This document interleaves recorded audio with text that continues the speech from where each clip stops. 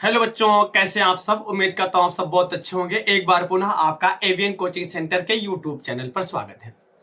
आज के इस वीडियो सेशन में बहुत ही महत्वपूर्ण वीडियो सेशन होने जा रहा है, क्योंकि आज के इस वीडियो सेशन में 12th बायोलॉजी में आने वाले बोर्ड एग्जाम में जितने भी महत्वपूर्ण क्वेश्चन है, हर एक क्वेश्चन को किस प्रकार से हम पेपर में लिखेंगे, कैसे क्वेश्चन आ जाएगा, अगर नहीं आ रहा है तो फिर कैसे लिखेंगे, तो वीडियो में पूरा अंत तक बने रहिएगा। सब कुछ बताया जाएगा और एक एक टॉपिक का निपटारा किया जाएगा। तो चलिए वीडियो में पूरा अंत तक बने रहिएगा। चलिए सबसे पहले हम समझते हैं कि जीव विज्ञान महत्वपूर्ण प्रश्न जो 29 फरवरी को होने वाला है जीव विज्ञान, उसमें क्या क्या आएगा। तो लघु बीजाणु जनन आएगा, मतलब लघु बीजाणु का निर्माण किस प्रकार से होता है उसका आपको सचित्र वर्णन करना है। उसके बाद आएगा परागण से आप क्या समझते हो, इसके प्रकार क्या है। परागण आपको पता है, परागण क्या होता है कि जब परागकोश पूरी तरीके से विकसित हो जाता है तो परागकोश फट जाता है, और जब परागकोश फट जाता है तो परागकण बाहर आता है, और बाहर आकर किसी माध्यम से वर्तिकाग्र पर पहुंचना ही परागण कहलाता है। परागण दो प्रकार का होता है, एक स्वपरागण होता है, एक पर परागण होता है। स्वपरागण क्या होता है, जब एक ही पुष्प के परागकोश से परागकण निकलता है और उसी पुष्प के वर्तिकाग्र पर पहुंचता है, तो यह प्रक्रिया कहलाता है क्या, स्वपरागण। और पर परागण क्या होता है, जब एक पुष्प के परागकोश से निकलकर परागकण दूसरे पुष्प के वर्तिकाग्र पर पहुंचता है, तो वह प्रक्रिया कहलाता है पर परागण कहलाता है। आगे क्वेश्चन इसी में पूछा जाता है, अनिषेक फलन से क्या समझते हो, अनिषेक जनन से क्या समझते हो। देखो जब फलन की बात आए तो याद रखना कि क्या होता है इसमें, निषेचन की वह प्रक्रिया जिसमें बिना निषेचन के अंडाशय से, अगर बिना निषेचन के अंडाशय से फल का निर्माण होता है तो उसको अनिषेक फलन बोलते हैं, और बिना निषेचन के बीजांड से बीज का निर्माण होता है तो उसको अनिषेक जनन बोलते हैं। और इसी में क्वेश्चन पूछा असंग जनता क्या होता है। असंग जनता जो होती है अलैंगिक जनन की एक विधि होती है जिसमें युग्मक संलयन के बिना ही जीव का निर्माण होता है, असंग जनता कहलाता है। अगला पूछता है क्वेश्चन, नर जनन तंत्र का सचित्र वर्णन कीजिए, लॉन्ग टाइप का क्वेश्चन है। मादा जनन का सचित्र वर्णन कीजिए, ये भी लॉन्ग टाइप का क्वेश्चन है। अगर ये सारे क्वेश्चंस आपको पीडीएफ में चाहिए तो आप हमारे टेलीग्राम चैनल से जुड़ सकते हैं, जिसका लिंक जो है डिस्क्रिप्शन बॉक्स में दे दिया जाएगा। आप वहां पर जाकर के हमारे टेलीग्राम चैनल से जुड़ करके इंपॉर्टेंट पीडीएफ हर विषय की प्राप्त कर सकते हैं और अपने बोर्ड एग्जाम की एक बेहतर से बेहतर तैयारी करके अच्छा अंक अर्जित कर सकते हैं। अपरा क्या होता है, अपरा के कार्य क्या होते हैं, इसको भी आप जाकर के पीडीएफ ले सकते हैं। वहां पर परिवार नियोजन की विधियां बहुत ही इंपॉर्टेंट है। आईवीएफ पूछता है, आईवीएफ का पूरा नाम पूछता है, एमटीपी का पूरा नाम पूछता है।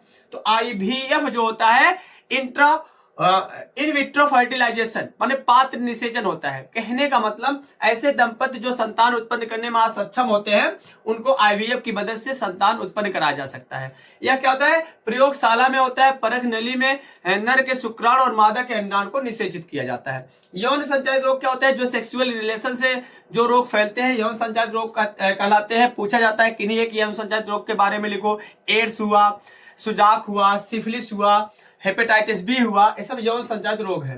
मेंडल का नियम पूछा जाता है। मेंडल के नियम आप जानते हो, मेंडल के 3 नियम हैं। मेंडल ने उद्यान मटर के पौधे पर प्रयोग किया था। मेंडल के 3 नियम कौन कौन से हैं, प्रभाविता का नियम है, पृथक्करण या युग्मकों की शुद्धता का नियम है, और स्वतंत्र अभ्यूहन का नियम है। डाउन सिंड्रोम बहुत important, down syndrome, Turner syndrome और क्लाइनफेल्टर सिंड्रोम। देखिए डाउन सिंड्रोम में जो होता है, इसमें 21वीं जोड़ी में ट्राइसोमी के कारण अर्थात एकाध सूत्रता के कारण होता है। और टर्नर सिंड्रोम जो होता है इसमें 45 गुणसूत्र होते हैं। क्लाइनफेल्टर सिंड्रोम में 47 गुणसूत्र होते हैं। ठीक, एक क्वेश्चन पूछा जाता है। फिर आता है मानव और मधुमक्खी में लिंग निर्धारण की प्रक्रिया को समझाइए। बहुत ही इंपॉर्टेंट है, बहुत ही आसान सा क्वेश्चन है। सब कुछ आपको पीडीएफ मिल जाएगा। आप टेलीग्राम चैनल से जुड़ सकते हैं या हमारे व्हाट्सएप नंबर पर भी आप जाकर के पूछ सकते हैं जो भी आपको डाउट हो। अगला क्वेश्चन है आनुवंशिक कोडान, बहुत पूछा जाता है। आनुवंशिक कोडान जो होता है जॉर्ज गेमो ने बताया था। कुल 64 देखो जो आरएनए होता है, आरएनए में 4 प्रकार के नाइट्रोजनी क्षार पाए जाते हैं। आपको पता है एडेनिन, ग्वानिन, साइटोसिन और यूरेसिल। ये 4 प्रकार के नाइट्रोजनी क्षार 3-3 के क्रम में मिल करके कुल 64 प्रकार के कोडान का निर्माण करते हैं, जिसमें 61 कोडान जो होते हैं सक्रिय होते हैं और 3 कोडान निष्क्रिय होते हैं। जो 3 कोडान निष्क्रिय होते हैं इसमें होता है यूएए, यूएजी और यूजीए। इसको हम स्टॉप कोडान बोलते हैं। जबकि जो कोडान प्रोटीन का संश्लेषण शुरू करता है उसको बोलते हैं स्टार्ट कोडान, जिसका नाम है एयूजी, और इसकी विशेषता भी पूछा जाता है। मानव जीनोम परियोजना एक बहुउद्देशीय परियोजना होती है, एक व्यापक परियोजना होती है जिसकी शुरुआत 1990 में की गई थी। यह परियोजना में इसमें क्या होता है, हम कुल 24 प्रकार के गुणसूत्रों का अध्ययन करते हैं, जिसमें 22 लिंग गुणसूत्र होते हैं और 2 अलिंग गुणसूत्र की हम अध्ययन करते हैं, जिसमें अलिंग गुणसूत्र सॉरी लिंग गुणसूत्र में होता है यक्ष गुणसूत्र और वाई गुणसूत्र, और 22 ऑटोसोम्स का अध्ययन करते हैं। अगला क्वेश्चन पूछा जाता है डी हार्शे और मार्था चेज का प्रयोग, ये भी इंपॉर्टेंट क्वेश्चन है, लॉन्ग में आता है। डी हार्शे और मार्था चेज ने ही क्या किया था, सर्वमान्य रूप से सिद्ध किया था कि आनुवंशिक पदार्थ डीएनए होता है। ठीक है, इन्होंने 2 अलग अलग माध्यम लिया था, एक में रेडियो एक्टिव सल्फर लिया था, दूसरे में रेडियो एक्टिव फास्फोरस लिया था। लैकोपेरान की जो स्पष्ट जानकारी दी थी जैकब और मोनार्ड ने दी थी। इन्होंने ये बताया था कि क्या होता है कि इसमें जो इंड्यूसर होते हैं, प्रोटीन का संश्लेषण जो होता है करने के लिए जो ऑपरेटर जीन होता है, इस पर जब रिप्रेसर जो प्रोटीन जुड़ा होता है तब तक एमआरएनए से प्रोटीन नहीं बन पाता है। इसको हटाने के लिए एक इंड्यूसर की आवश्यकता होती है और वहां पर लैक्टोज इंड्यूसर की आवश्यकता होती है, इसलिए इसका नाम पड़ा लैकोपेरा। डीएनए फिंगरप्रिंटिंग आप जानते हो, जो सभी मनुष्य है इसमें 99.9% डीएनए समान होता है, 0.1% डीएनए क्या होता है, भिन्न भिन्न होता है। इन्हीं के कारण क्या करता है, अपराधियों के, बलात्कारियों की, ठीक है, और पिता के जो जीन होता है उसकी जानकारी से हम प्राप्त कर सकते हैं।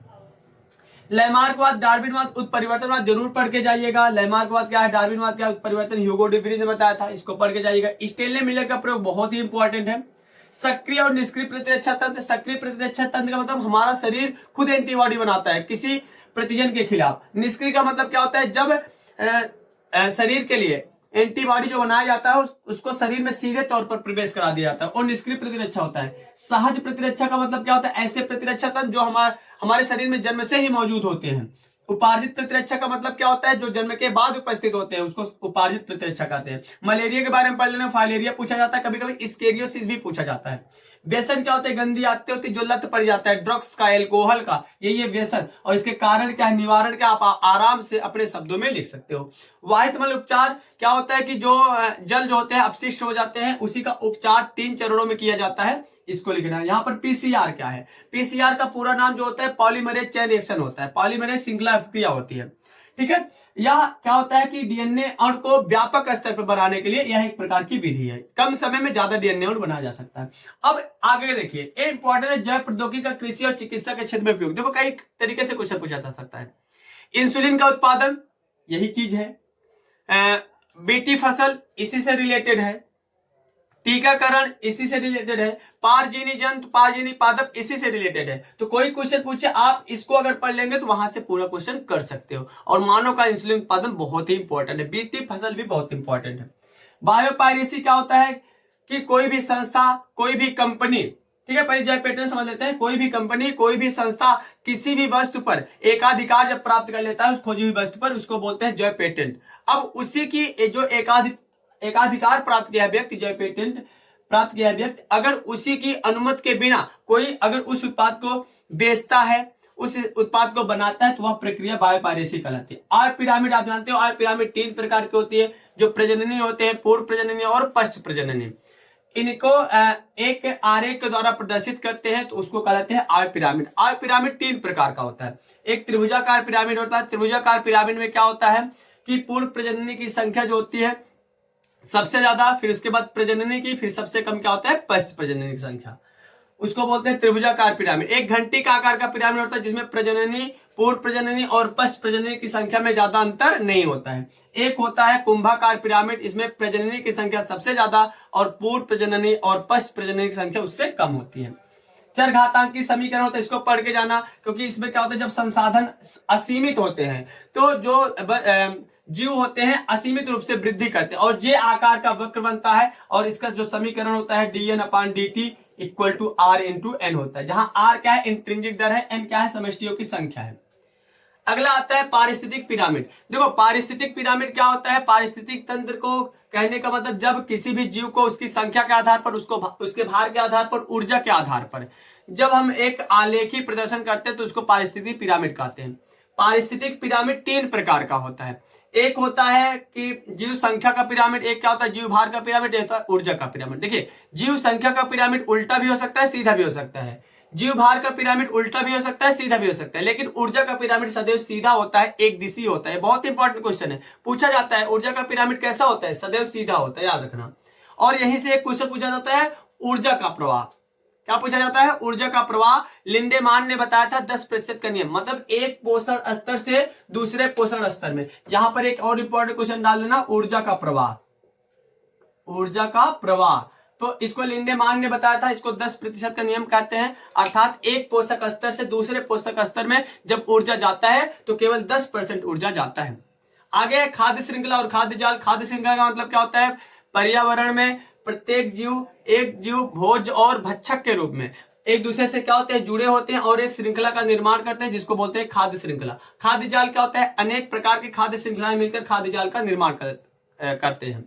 जैव विविधता संरक्षण क्या है? जैव विविधता संरक्षण क्या होती है? एक विधि होती है जिसमें जीवों को संरक्षित किया जाता है। इसकी दो विधियां हैं, स्वस्थानीय संरक्षण और वाह्य स्थानीय संरक्षण। स्वस्थानीय संरक्षण में क्या होता है? जीवों को उसके प्राकृतिक स्थान में संरक्षित किया जाता है। वाह्य स्थानीय संरक्षण में जीवों को उसके प्राकृतिक स्थान से हटा करके किसी अन्य स्थान पर ऐसा माहौल दिया जाता है, उसको वाह्य स्थानीय संरक्षण कहते हैं। स्वस्थानीय संरक्षण के अंदर राष्ट्रीय उद्यान आता है, अभ्यारण्य आता है, इसके बारे में पढ़ के इसके बारे में लिख सकते हो। हॉट स्पॉट का मतलब क्या होता है? ऐसे क्षेत्र होते हैं जहां पर जो जैव विविधता में विलुप्त होने वाले कगार पर जीव होते हैं, उनकी प्रबलता होती है, हॉट स्पॉट क्षेत्र कहलाते हैं। भारत में कुल विश्व में 34 हॉट स्पॉट क्षेत्र हैं। भारत में कुल 3 हॉट स्पॉट क्षेत्र हैं। कौन कौन से?